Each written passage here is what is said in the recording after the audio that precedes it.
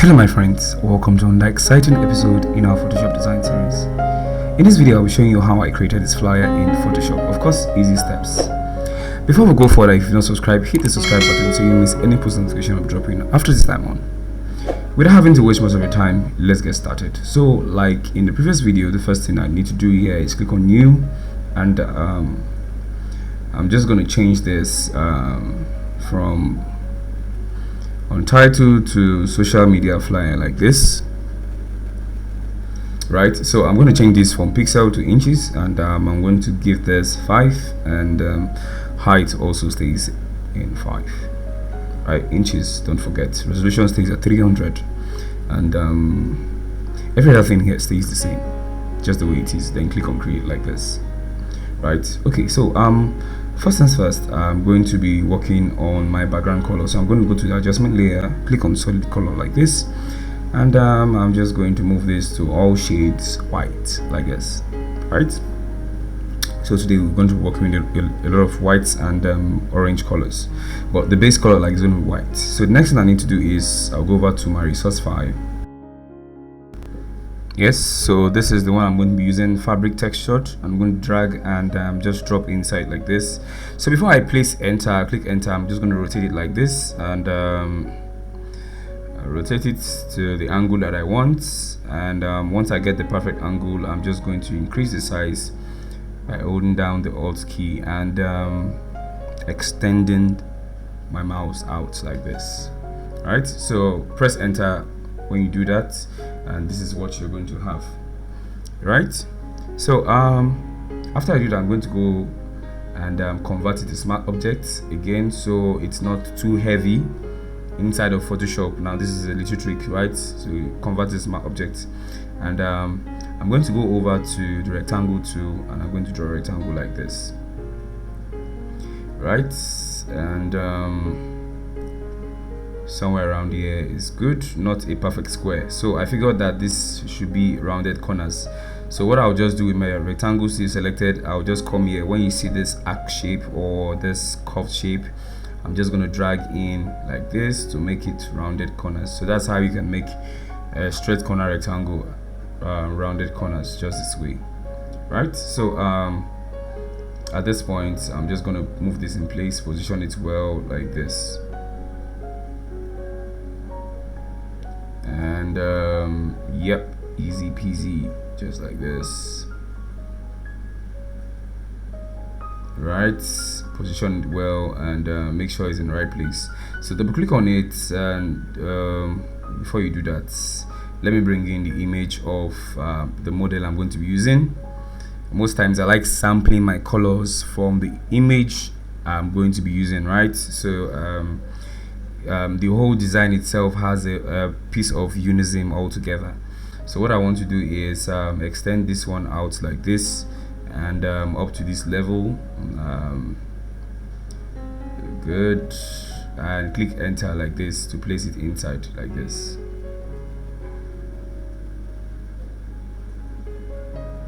Okay, great. So you can zoom in with your scroll wheel. This is what I'm using to zoom in like this. You can see that we need to do some extra work on this image like we've done in previous video tutorials. Make the picture itself come out well. But before we do that, let's work on this rectangle. So double click, and I'm going to sample a color from, turn up the cap locks, sample a color, make sure it's like an orange color, and this is too dark.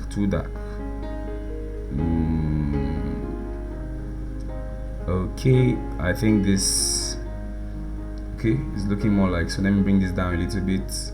I might change this later, so I'm just going to use this color, right? So yeah, so I'm doing the double click on foreground, select that color and put it here so that we have the same color there.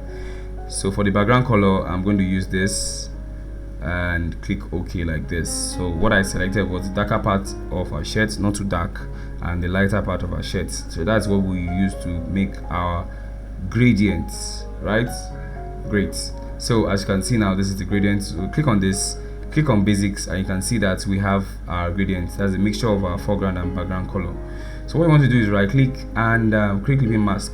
We want it to affect just the rectangle itself, right? So double click on the gradient, change it to radial like this, and what you want to do is click on reverse to reverse it. I'm using scale 100, right?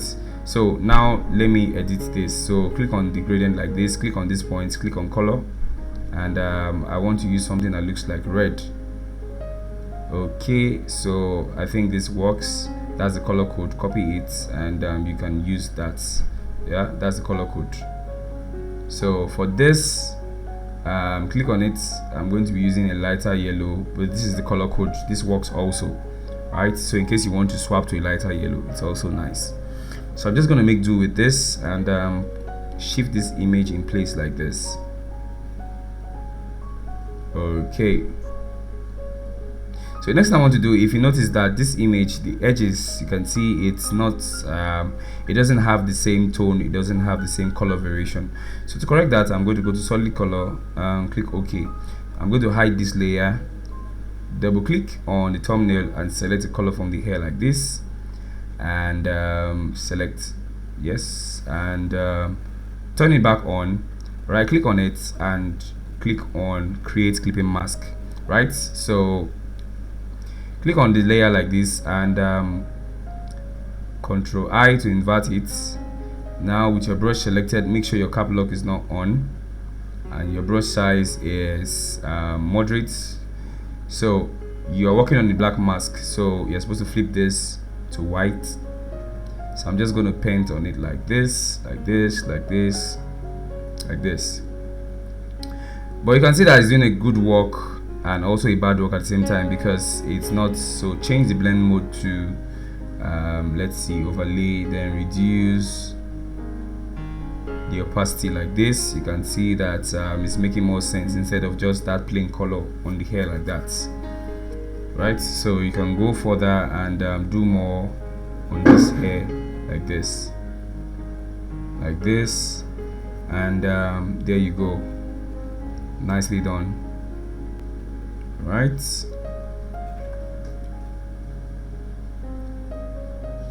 So there are other ways to actually do this, but then I'm just showing you this method because it seemed to be like one of the easiest way to do this. So you can change, why I like this, you can actually change the color and adjust it the way you want it to be, right? Just the way I'm doing it like this. So you can zoom in and zoom out to make sure you're doing a perfect job. Next one, go to adjustment layer, but this time we're using curves. Right click on it and create clipping mask. What you want to do is reduce this like this and invert it again. So with this, I'm just going to go over the edges alone and I'm just going to make it darker, right, like this. Okay, so I'm just going to make it darker like this and click on it, go to the red and increase the reds. You can see the little trick there, right? So on the red channel, I'm just going to make it look like this. Click on this one, hold down shift, click on this one, and what you want to do is simple control. You can use your shortcut, but just right click and convert to smart object, right? So go to camera raw like this, filter camera raw, and what you should do is just follow my settings for this. So I'm increasing the contrast first like this, and I'm also going to reduce the highlights this way like this, and increasing the shadows like this, and increase the texture like this, right? And increase the clarity also like this, increase the texture extra more, and go over to details, sharpen it a bit like this. You can see how much difference this has actually made.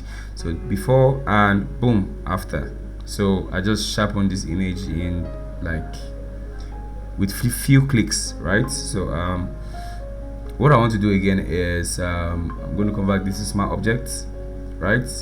Ctrl J to make a duplicate copy of this. And what you want to do with the duplicate copy, you just go over to filter and go to camera raw like this. right? So what you want to do is here I'm just going to do the opposite of what I did the first time. So under basics, and I'll reduce the texture.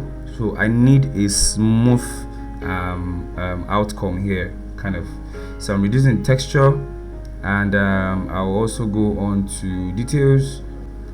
What I will do here is to increase the noise reduction. This gives room for a more smoother skin. You can see now the skin is smooth, but we don't want this smoothness all around the skin. So add a layer mask, Ctrl I to invert, right? So Ctrl I, and we are just going to go over to our brush. Make sure your foreground color is white, and also you can reduce the flow, right? Let's see, and rub on the areas you want smoothing out. Okay, like this, like this, like this, like this. Okay, I think at this point I need to reduce my flow, right? So gonna click on flow, reduce it so I don't cause more damage to the image. I don't cause any damages to the image.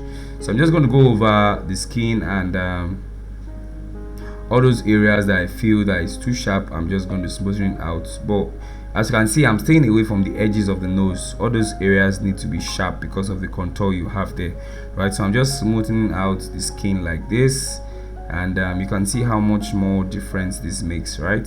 So smoothing this out. I'm not trying to be perfect with my technique here, but you can make yours. You can see erasing this chin, you can see it has this cartoonish kind of effect, right?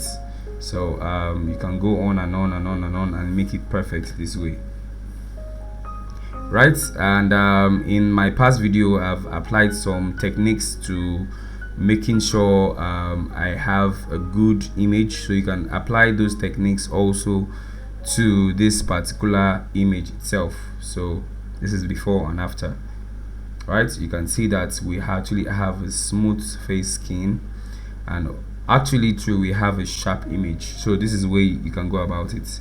So with this done, select this, select the two of them, and convert to smart object again, right? Just like this. Great. Okay, so the next thing I want to do is I'll create a layer above this, above the gradients, below the image, and I'm just going to use my type tool or my text tool to write this, right? So you can go on ahead and pronounce this from the comfort of your home, but I'm not going to pronounce this. I'm going to leave you to do that by yourself. So I'm just going to type this. I'm just going to refer to as this, and I'm just going to change the font. You can change the font from this part here, and I think this is not doing justice, or you can change it also up here, right? But just make sure you have your interface arranged in such a way that you can find all these things easily. So I'm using the Mon Ultra Bold Oblique font. For those of you that don't, if you pay close attention to it, you see that the font under my properties is Mon Ultra Bold Oblique, right? So it's something to always keep in mind. These fonts are always written there. That's why I arrange my interface like this.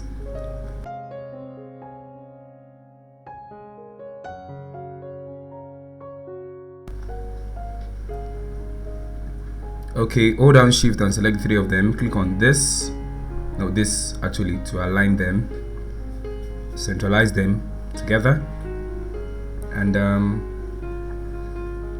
okay, so the way this now, this is what you want to do. Ctrl T and move it to the edge, just adjust it, right? So create a layer above the gradient layer, and go and bring in from the resource file, bring in this, and just place it here, right? Perfect fit, right? Just move it a little bit to the middle like this, and when you are comfortable with the location, click enter and reduce opacity to like 57. Create a mask because we need to get rid of this part here, right? So increase the size of your brush. If it's small, use your bracket key, and make sure you're on the black foreground color, right, to conceal it. Black conceals, white reveals, right? So reduce the fill of this object to like 76 also. I think this is good. So back to this image here like this. So create a mask. Of course, we want to get rid of this sharp edges. So make sure your foreground color is set to black, and with your brush selected, just my flow is set to 61. You can use 60 and do this. Now if I zoom close, you can see that I can see some element of the shape inside. So what you can do, Ctrl I to invert and make it less visible like that. So Ctrl T for all of this, so you can move it around. I need to move this upward a bit, so for me to create space below here. So I'm going to swap colors, create a new layer here with my foreground selected to that light yellow. I'm just going to use my brush set to 61, and I'm just going to dabble around here to create a light effect. I'm then going to change it to screen to create a more impressive light effect around that part like this, right? So good, just to make everything you have below the image pop.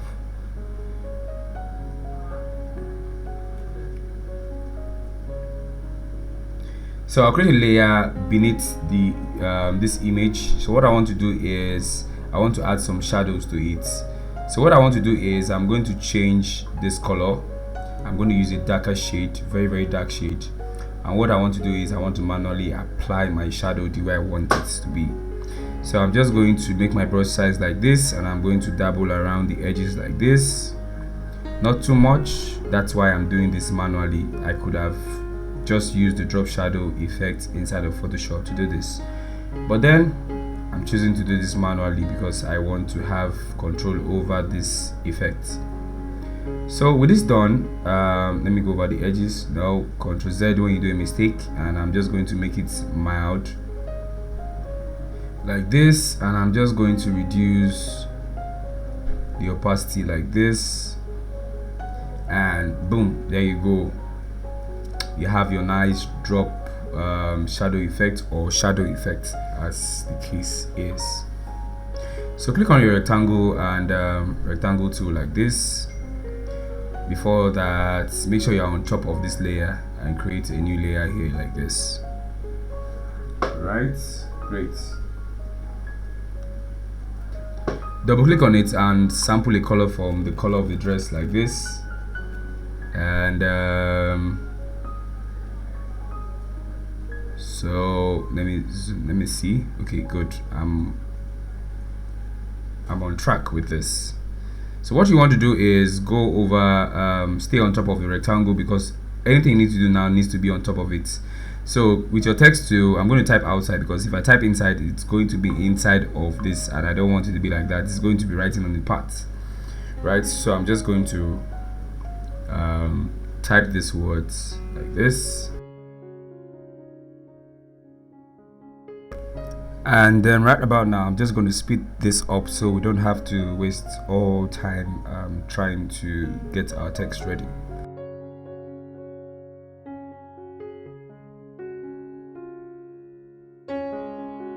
Okay, so next thing to do is go over to your ellipse tool and hold down your shift while you're drawing your ellipse like this. Right, so what you want to do is I'm moving this upward a bit using my arrow keys. So double click on the ellipse, and with your color picker selected, just select color. This is the color code, just something that is slightly contrasty compared to what you have in the rectangle. Make a duplicate copy of it and reduce the size like this. And when you are done, press enter. Okay, that didn't come out well. Okay, so instead of trying to do this manually, I'm just going to delete it and repeat that step again. Ctrl J, Ctrl T again, and hold your Alt key down while you reduce this, and make a duplicate copy of this. So double click on this and select a color from this region here, not something too dark. I think this is nice, and click OK like this.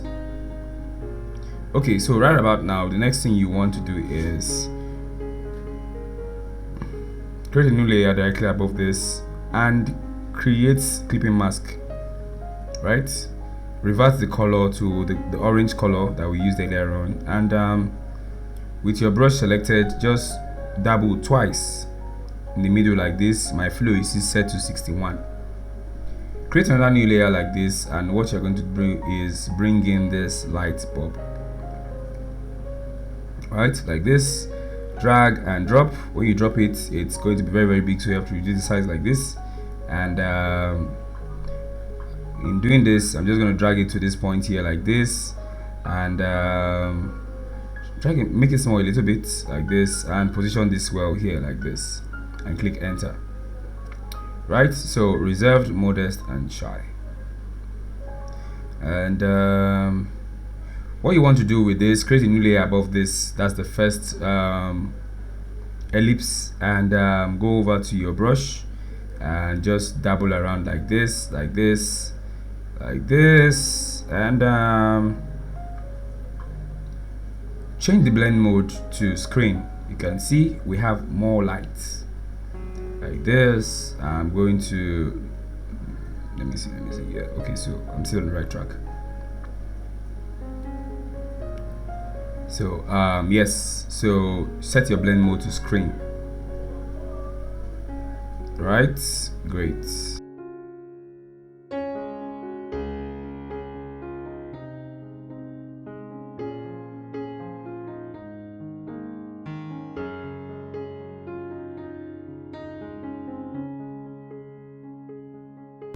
Okay, so right about now we are halfway done.